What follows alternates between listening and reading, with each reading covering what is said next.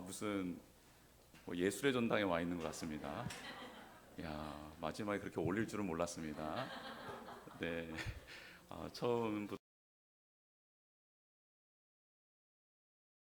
나온 하모니로 시작해서 점점 날이 갈수록 이제 너무 성숙해져 멋있어지는 것 같습니다. 러빙 중창팀 이제 앞으로 거기 단원으로 들어가려면 테스트 받아야 될 것 같은데요. 그 전까지는 그냥 어서 오십시오 했는데 이제부터는 함부로 들어갈 수 없는 곳이 된 것 같습니다. 네, 너무 감사하고요. 이 시간 우리 하나님께서 주신 말씀 보겠습니다. 구약성경 사무엘하 12장 7절에서 15절까지의 말씀입니다. 구약성경 479면에 있는데요. 우리 사무엘하 12장 7절에서 15절까지의 말씀을 우리 같이 한 목소리로 같이 읽겠습니다. 시작. 나단이 다윗에게 이르되 당신이 그 사람이라. 이스라엘의 하나님 여호와께서 이와 같이 이르시기를 내가 너를 이스라엘 왕으로 기름 붓기 위하여 너를 사울의 손에서 구원하고 내 주인의 집을 내게 주고 내 주인의 아내들을 내 품에 두고 이스라엘과 유다 족속을 내게 맡겼느니라. 만일 이것이 부족하였을 것 같으면 내가 내게 이것저것을 더 주었으리라. 그러한데 어찌하여 내가 여호와의 말씀을 업신여기고 나 보기에 악을 행하였느냐. 내가 칼로 햇사람 우리아를 치되 암몬 자손의 칼로 죽이고 그의 아내를 빼앗아 내 아내로 삼았도다. 이제 내가 나를 업신여기고 햇사람 우리아의 아내를 빼앗아 내 아내로 삼았은즉 칼이 내 집에서 영원토록 떠나지 아니하리라 하셨고 여호와께서 또 이와 같이 이르시기를 보라 내가 너와 내 집에 재앙을 일으키고 내가 내 눈 앞에서 내 아내를 빼앗아 내 이웃들에게 주리니 그 사람들이 내 아내들과 더불어 백주에 동침하리라. 너는 은밀히 행하였으나 나는 온 이스라엘 앞에서 백주에 이 일을 행하리라 하셨나이다 하니 다윗이 나단에게 이르되 내가 여호와께 죄를 범하였노라 하매 나단이 다윗에게 말하되 여호와께서도 당신의 죄를 사하셨나니 당신이 죽지 아니하려니와 이 일로 말미암아 여호와의 원수가 크게 비방할 거리를 얻게 하였으니 당신이 낳은 아이가 반드시 죽으리라 하고 나단이 자기 집으로 돌아가니라. 아멘. 네, 오늘은 종교개혁 기념주일입니다. 우리 믿음의 선배님들이 하나님의 말씀대로 살지 못했던 당시 교회의 모습들을 하나님 말씀으로 다시 바로 세우자라고 함께 뜻을 합하여 개혁을 일으켰던 그것을 기념하는 것이죠. 그래서 우리는 늘 갱신, 자기 반성, 그리고 하나님 말씀 앞에서 자기를 뒤돌아보는 이 신앙의 자세가 늘 유지되어야 할 줄 믿습니다. 그런데 이게 율법 아래에서 굉장히 고욕스럽고 또 억지로 하는 것이라면 힘들겠죠. 그래서 우리에게는 은혜가 필요합니다. 참된 사랑이 필요합니다. 그 십자가 안에서의 개혁과 갱신만이 우리를 살리고 공동체를 살리는 것인 줄 믿습니다. 그래서 당시 1517년 10월 31일에 그렇게 비텐베르크 성당에 95개조 반박문을 붙였던 이 루터는 비텐베르크 대학에서 교수로 사역을 감당하고 있었습니다. 근데 그가 무엇을 가르치는 사람이었나 궁금하시죠? 무엇을 가르쳤던 사람이냐면 성서를 가르쳤던 사람이었습니다. 그래서 하나님의 말씀을 깊이 연구하고 또 연구하면서 그 교회의 모습이 지금 교황과 교황청 중심으로 사제들이 하고 있는 이 모든 일들이 하나님의 말씀과 맞지 않다라는 것을 깨닫게 된 것입니다. 루터도 당시 그 종교 생활 가운데 그 문화 가운데 젖어 있었던 사람인데 어떻게 그가 그 거대한 문화, 거대한 힘을 거스를 수 있었겠습니까? 절대 그는 그렇게 할 수 있는 사람이 아니었던 거예요. 그러나 그가 대학에서 그 학생들을 가르치면서 시편을, 로마서를, 갈라디아서를, 히브리서를 강해를 하면서 가르치면서 하나님의 말씀의 핵심을 깨달은 것입니다. 그래서 그 말씀을 붙잡게 되자 거대한 조류, 거대한 파도, 그 누구도 거스를 수 없었던 중세 교회의 부조리와 불의와 하나님의 뜻을 왜곡하는 그 거대한 세력 앞에 담대하게 하나님의 말씀을 선포하고 이렇게 해서는 안 됩니다라고 고백할 수 있었던 것입니다. 루터가 나오기 전 루터가 95개조 방방문을 붙이기 전에 100여 년 전에 체코에서 한 종교 개혁가가 일어났었습니다. 그런데 이 사람은 그가 그렇게 지금 이 시대의 종교가 잘못됐습니다고 외치고 난 다음에 어떻게 됐냐면 화형을 당했습니다. 화형. 불에 타서 그냥 죽어버린 거예요. 그러면서 그가 남긴 말이 뭐냐면 너희들이 나를 지금 이렇게 죽이지만 100년 후에는 정말 하나님께서 예비한 사람이 일어날 것이다 라고 예언하고 그렇게 고백하고 죽었거든요. 근데 정확하게 100여 년 후에 루터가 일어나서 종교개혁을 하게 된 것입니다. 즉 어떻게 우리는 날마다 갱신이 될 수 있을까? 그리고 하나님이 원하시는 삶을 살아갈 수 있을까? 당시 중세교회 교황보다 주교들보다 더 타락하고 음란하고 욕심이 많은 그런 우리가 어떻게 오늘 다시 하나님 아버지 앞에서 진실되게 거룩하게 아름답게 살아갈 수 있을까? 길은 말씀밖에 없습니다. 말씀 안에 담겨져 있는 하나님의 은혜, 예수 그리스도의 사랑, 성령님의 인도하심이 우리 안으로 들어올 때 우리는 갱신되고 개혁될 줄 믿습니다. 아버지를 먼 발치에서 쳐다보며 살아가는 미운 오리와 같은 한 사람이 있었습니다. 가족이라고는 아버지 하나밖에 없었고 배의 다른 형제들이 그를 무시하며 따돌리는 상황 속에서 살아가고 있었던 사람입니다. 어머니도 없고 형제도 없었던 이 남자는 자기와 관련된 어떤 일로 말미암아 아버지마저 잃게 됩니다. 큰 상실감에 빠지게 되었어요. 이리저리 방황하는 그에게 한 사람이 나타납니다. 동료였던 그는 그를 위로할 길이 없었어요. 어떻게 위로할까? 무슨 말을 해도 듣질 않고 들어줄 마음도 없습니다.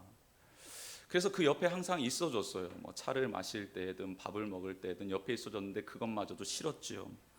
그래서 혼자 그렇게 어느 날 비가 내는 날 술을 먹고 외길을 걷고 있습니다.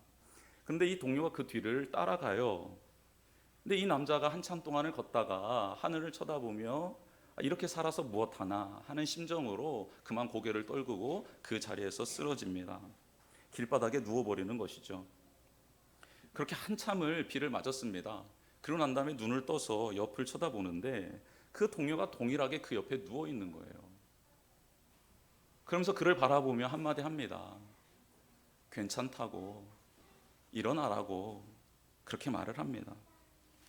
그리고 그 옆에 누워있는 그 동료를 이 사람은 지그시 바라보며 그렇게 빗물인지 눈물인지 알지 못하는 것을 그렇게 주룩주룩 뺨을 타고 흐르고 있었다라는 것이죠. 아무도 위로해 줄 수 없었던 이 사람을 위로해 줄 수 있는 방법이 무엇이었습니까? 많은 말이었습니까? 아니죠. 옆에 같은 모습으로 있어 주는 것이었습니다. 여러분, 이 시간 지금 하염없이 울고 싶으신 분 있지 않습니까? 삶의 무게가 너무 커서 더 이상 숨을 쉴 수도 없고 아무도 내 마음을 알아주지 못하는 것 같아서 절망 중에 계시는 분들 혹 이 자리에 있지 않습니까?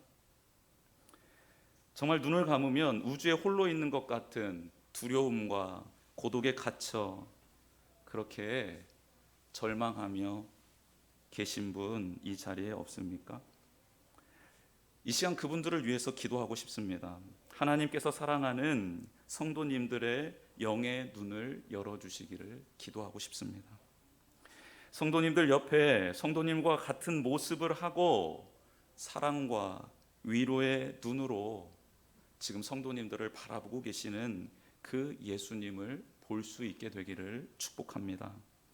절대 우리를 홀로 두시지 않고 언제나 함께 하시는, 그렇게 하시기 위해서 이 땅에 오신 예수 그리스도, 그분은 우리를 건져주시고 회복시켜 주시기 위하여 우리와 똑같은 고난을 당하셨고, 아니 우리보다 더 심한 고초를 겪으셨고, 그리고 자신의 생명마저 내어주신 분이십니다. 죄와 사망의 자리에서 우리를 구원해 주시기 위해 오신, 그래서 내 옆에 누워 계신, 나와 똑같은 자세를 취하고 계신 그 예수님, 그 예수님이 지금 우리를 붙들고 계시는 줄 믿습니다. 이 사랑을 깨닫고 이 은혜를 깨달으면 우리는 새로운 삶을 살아가게 되는 것이죠. 이제 이 예수님을 전하고 싶어지는 거예요. 나누고 싶어지는 겁니다. 어떤 상황 속에서도 그 주님이 나와 함께 하심을 믿고 방황하지 않고 절망하지 않고 더욱 강하게 주님을 붙잡는 사람이 되는 거예요. 하나님의 말씀을 따라 살다 보니 신령한 은혜를 누리게 됩니다. 그리고 때를 따라 돕는 은혜도 누리게 되지요. 어떤 이에게는 명예와 권력도 주십니다. 그래서 그 모든 것들을 주게 되는 경우도 있습니다. 모든 것이 하나님의 은혜이지요. 그리고 그는 더 하나님을 사랑하게 됩니다. 이렇게 아름다운 신앙의 관계를 계속해서 유지해 나아가면 좋겠는데, 이게 계속 되던가요? 내 자신을 봐도 그렇게 되지 않습니다. 제가 신대원을 재수해서 들어갔거든요. 근데 재수하면서 하나님께 이렇게 기도했어요. 하나님, 제가 신대원에 들어가기만 하면 하나님을 위해 못다한 모든 헌신과 그동안 못했던 어떤 또 선교의 사명과 기도의 분량도 다 채우겠습니다 하고 신대원 딱 들어갔거든요. 들어갔더니 뭐 OT부터 시작해서 MT다, 뭐 선배들과의 만남이다, 미팅이다, 정신이 하나도 없더라고요. 근데 그게 굉장히 좋더라고요. 도서관에 앉아서 정말 그 모진 고생을 하고 난 다음에 찬란한 빛이 나에게 이렇게 비춰지는 것 같더라고요. 그래서 그렇게 하나님이 주신 이 은혜의 자리, 합격의 자리에 잠시 하나님께 감사하고 내가 누리고 싶은 모든 것들을 누리게 되더라고요. 여러분, 이게 인간 아닙니까? 그게 바로 연약한 우리들 아닐까요? 악한 본성을 가진 우리의 모습 아닙니까? 어느 순간 나와 동행하시며 나를 구원해 주신 하나님을 잊게 됩니다. 하나님이 나에게 모든 것을 베풀어 주셨건만 이것이 마치 내가 잘해서 된 것인 양 나의 것으로, 나의 의로 취하기 시작합니다. 자연스럽게 하나님의 말씀은 버리게 되고요, 떠나게 되는 것이죠. 하나님을 경외하는 신앙? 그냥 저기 한 구석텅이에다가 내려다 놓고요, 내가 원하는 삶을 살아가기에 바쁩니다. 여러분, 오늘 종교개혁 기념주일이라고 말씀드렸습니다. 하나님은 초대교회 성도들 믿음을 너무 귀하게 보셨지요. 그들을 너무 사랑해 주셨습니다. 어떤 순간에서도, 죽음 앞에서도, 맹수들 앞에서도 예수 그리스도의 이름을 부인하지 않았어요. 그들의 믿음이 너무 귀하고 아름다워서 하나님은 하나님의 뜻 가운데 그들이 믿고 있는 예수 그리스도, 이 신앙이 로마에 공인되어질 수 있도록 인도해 주셨습니다. 그래서 로마는 그리스도교를 국교로 인정을 하죠. 얼마나 아름다운 일입니까?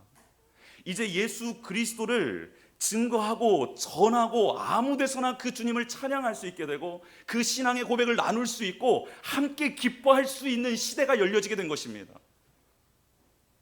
그러면 더 하나님을 사랑해야 되는 것 아닐까요? 더 하나님을 따라가야 되는 것 아니겠습니까? 그런데요, 그렇게 되지 않더라는 거예요. 국교가 되면서 교회는 많은 힘을 얻게 됩니다.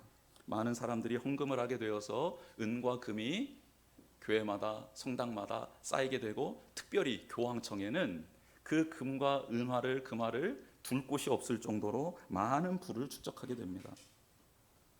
그래서 교회당을 짓기 시작합니다.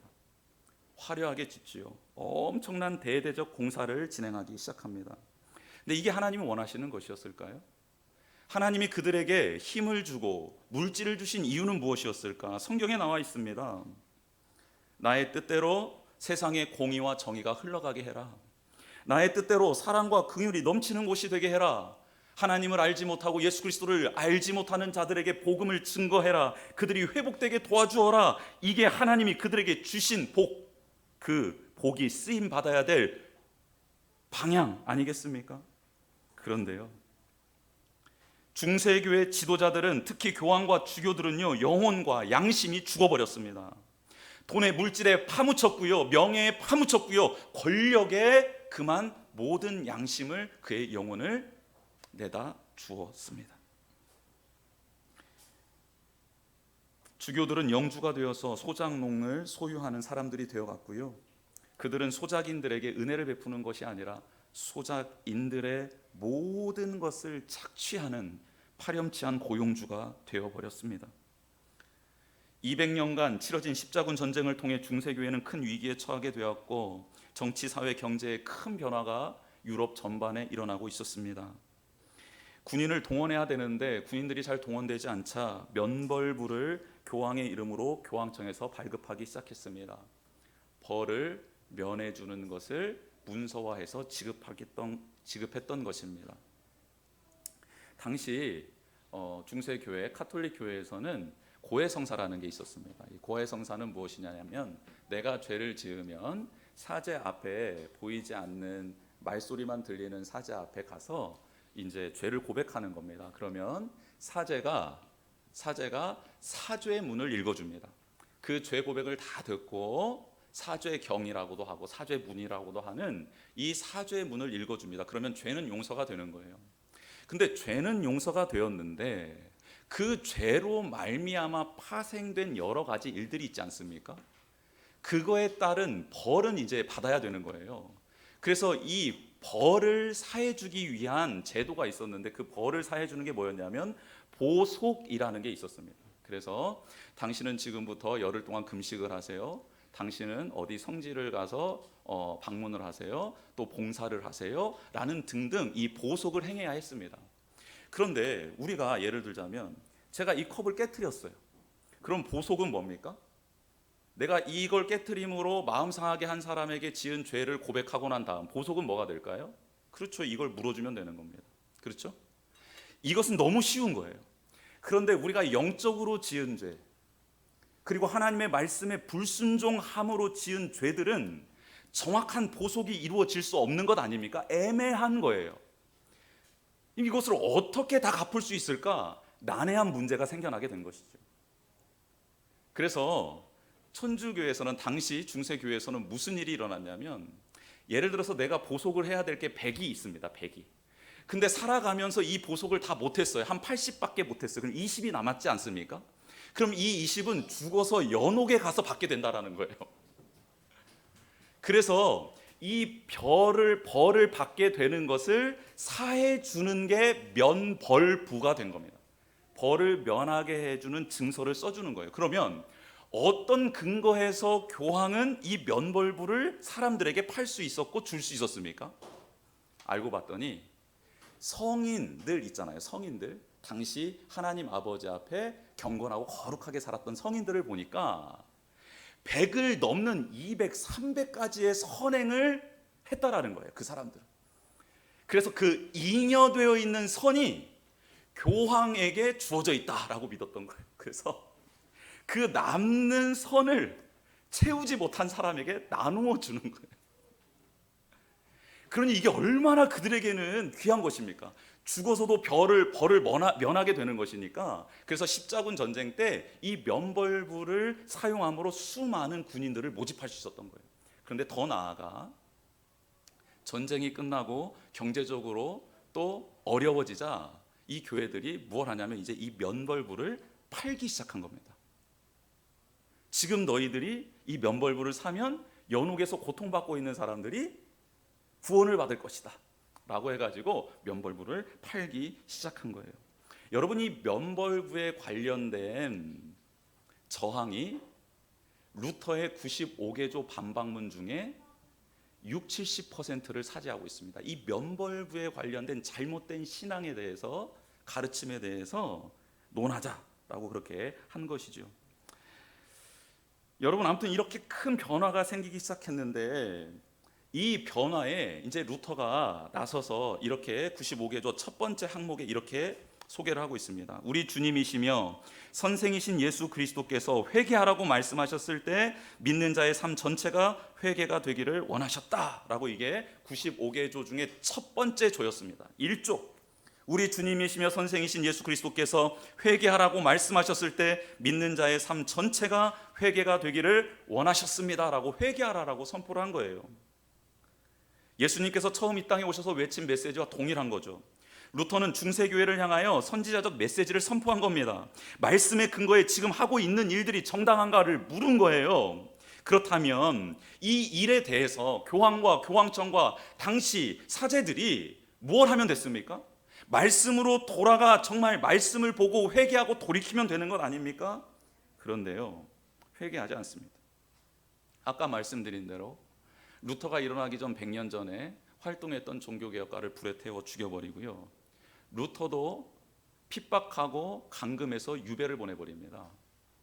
그 유배지에서 루터는 독일어로 신약 성경을 번역해내죠. 놀라운 일이 그 안에서 일어나긴 했지만 아무튼 자기들을 무시하고 반대하고 하는 일들에 대해서 성경을 들이대며 정의와 공의를 외치는 자들을 싸그리 잡아넣고 유배 보내고 죽이는 일들을 서슴없이 했던 게 당시 중세 교회였다라는 겁니다. 여러분, 하나님께서는 지금 당시 중세 교회에는 종교 개혁가들을 통해서 하나님의 메시지를 전하고 계시고요, 오늘 본문에서는요, 다윗에게 나단 선지자를 통해서 하나님의 메시지를 전하고 있습니다. 당시 중세 교회와 지금 다윗은요, 비슷한 힘과 파워를 가지고 있고요, 당시 종교 개혁가들이 교황청에게 성경에 근거한 잘못된 사항을 조목조목 따지고 물었듯 오늘 본문에서는 나단 선지자가 그렇게 왕인 다윗에게 와서 하나님의 말씀을 전하고 있는 장면입니다. 그렇다면 다윗은 어떻게 행동을 했을까? 하나님은 다윗에게 무엇을 원하셨을까? 이것을 한번 보고 우리도 적용하며 또 나아가는 시간을 갖도록 하겠습니다. 여러분, 오늘 다윗, 하나님께서 다윗에게 모든 걸 주셨다라고 말씀하고 있지요. 네, 다윗은 다 모든 것을 얻었습니다. 모든 것을 얻었는데 이 얻은 것에 만족하지 못하고 그만 자신의 욕심, 욕망에 따라 죄를 짓게 되는 거예요. 자기의 충직한 군인이었던 우리아의 아내를, 그만 우리아를 죽이고 그 아내를 취한 잘못을 범하게 된 것이죠. 그런데 이게 잘못인 줄 인식하지 못하는 거예요, 다윗이. 그렇게 최소 10개월을 지내버립니다. 왜냐하면 밧세바가 임신해서 아이를 낳았거든요. 그러니까 최소 10개월이 지나버린 겁니다. 혹은 1년이 지났을 수도 있습니다. 근데 그동안 다윗은 이게 하나님 앞에서 죄악인 것을 깨닫지 못하고 있는 거예요. 그렇게 한참의 시간이 지난 후에 나단 선지자가 하나님의 말씀을 들고 다윗에게 옵니다. 그냥 바로 죄를 지적하지 않고요, 비유를 한 가지를 듭니다. 그 비유가 뭐예요? 많은 재산과 많은 동물을 가지고 있는 부자가 자기에게 잠시 들렸다가는 나그네를 영접하기 위해 정말 아무것도 없어 이 암양 하나를 자기의 자녀처럼 딸처럼 기르고 있었던 그 가난한 사람의 암양을 빼앗아다가 그것을 죽여 음식을 만들어 나그네를 대접했다라는 거예요. 이 비유를 왕에게 말을 하자 왕이요, 다윗은 공의롭고 정의로운 왕 아닙니까? 그 자리에서 나단 선지자에게 판결을 내립니다. 그 사람 당장 죽여라. 그리고 율법에 기록한 대로 양을 취했으니 4배로 갚게 해라 라고 정확하게 판결을 내립니다. 그런데 나단이 다윗 왕에게 말을 하는 거죠. 그 사람이 바로 당신입니다. 그 사람이 바로 당신입니다. 그러자 놀랍게 다윗은 어떻게 하죠? 오늘 본문 13절에 다윗이 나단에게 이르되 내가 여호와께 죄를 범하였노라 하며, 여호와께 죄를 범하였다라고 고백을 합니다. 시인을 해요. 회개를 합니다. 여러분, 이 자리에는 나와 있지 않지만 다윗이 이때 하나님 앞에 기도하며 또 하나님 앞에 회개했던 내용이 눈물로 침상을 띄울 정도로 회개를 했다라고 정확하게 시편에서는 고백하고 있지요. 하나님 앞에 이렇게 회개를 했습니다. 그 회개를 통해서 하나님께서는 다윗의 죄를 용서해 주시겠다라고 말씀을 하시죠. 그러나 너가 나를 떠나 행한 이 죄로 말미암아 너의 삶 속에 당할 고난과 재앙은 이러이러하다라고 이미 하나님을 떠난 자에게 하나님이 약속해 놓은 그 재앙을 다시 한번 강조하며 말씀해 주십니다. 여러분, 다윗이 받았던 이 재앙은요, 특별한 재앙이 아니고 이미 출애굽기를 할 때 출애굽기 에서 이스라엘 백성이 출애굽할 때 하나님이 하나님을 떠난 자들에게 임할 경고의 메시지가 그대로 임하는 장면입니다. 그런데 자신에게 찾아온 이 재앙 속에서도 하나님을 신뢰하며 의지하며 그 모든 과정을 하나님과 함께 하는 게 다윗의 모습입니다. 여러분, 이게 되게 중요합니다. 하나님의 말씀을 떠나 지은 죄가 있어요. 그래서 우리가 감옥에 들어가게 되었다고 합시다. 감옥에 들어갔는데 하나님이 전해주신 말씀을 통해서 그 자리에서 회개를 했어요. 그렇다고 그 감옥에서의 형이 감형되거나 그 당장 감옥에서 풀려나는 게 아니다라는 거예요. 그렇죠? 그런데 놀라운 사실은 그 감옥 속에서 하나님께 돌아간 그는 그 감옥 생활이 자신을 죽이고 자신의 영혼이 죽고 그 누군가를 죽이는 삶이 계속 유지되는 게 아니라 그 감옥에는 있지만 자기가 회복되고 그 누군가를 살리는 삶으로 변화되는 계기를 만들어낸다라는 것이죠. 이게 다른 거라는 거예요. 오늘 다윗의 모습과 너무 비교되는 사람이 엘리 제사장이 등장하죠.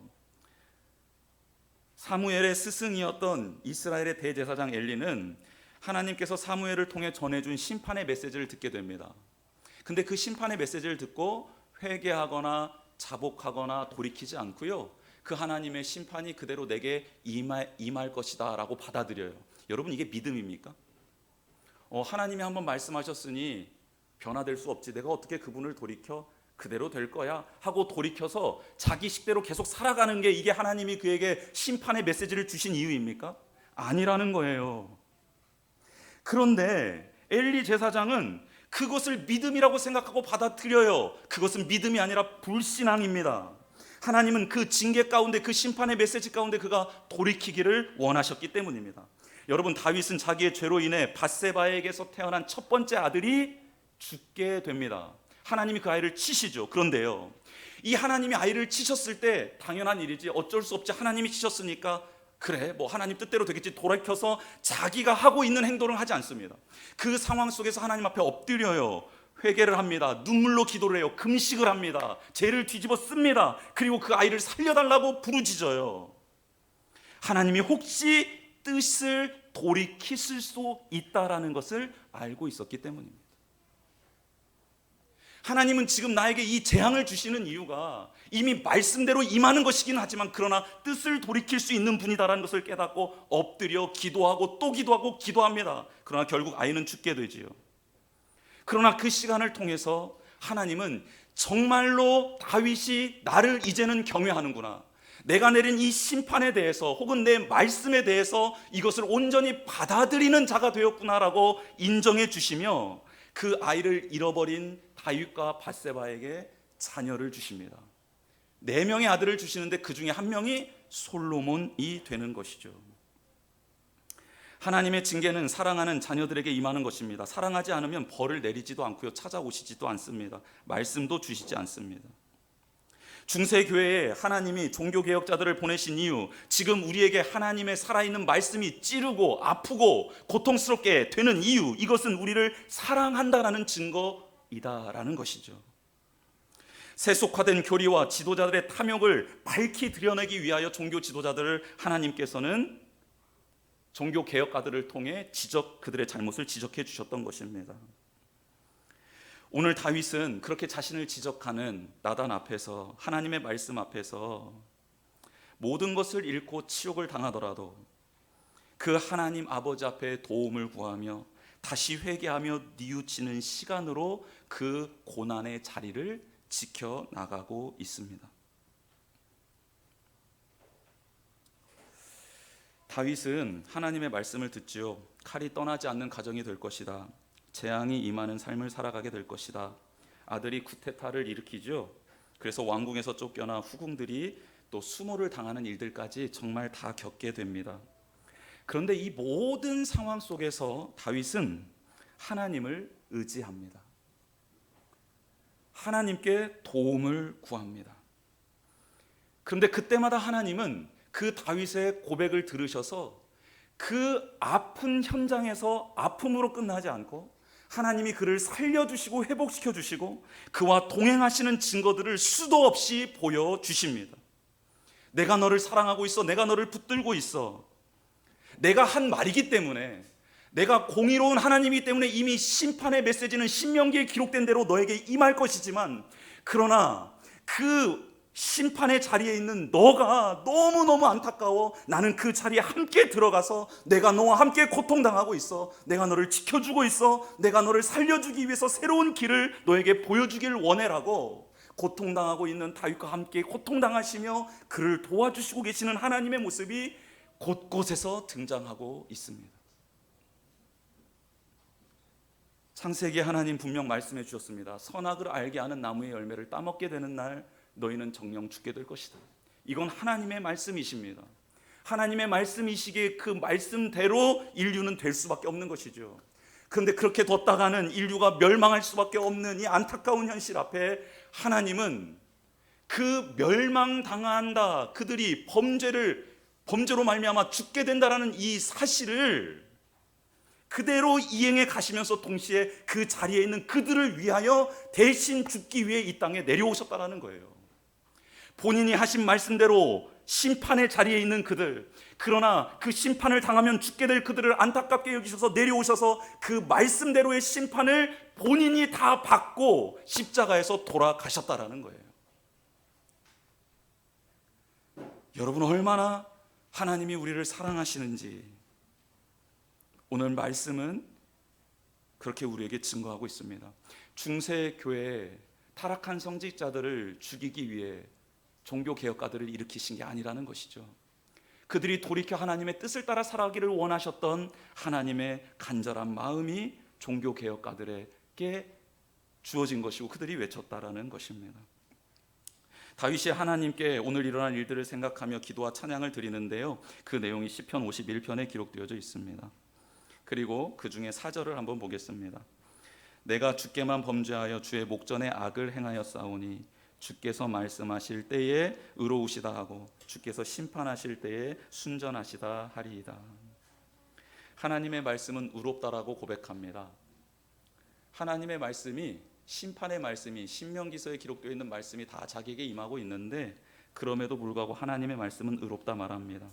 그리고 심판을 당하고 있는 그 자리에 다윗은 이렇게 말합니다. 하나님의 심판은 순수하시고 완전하십니다.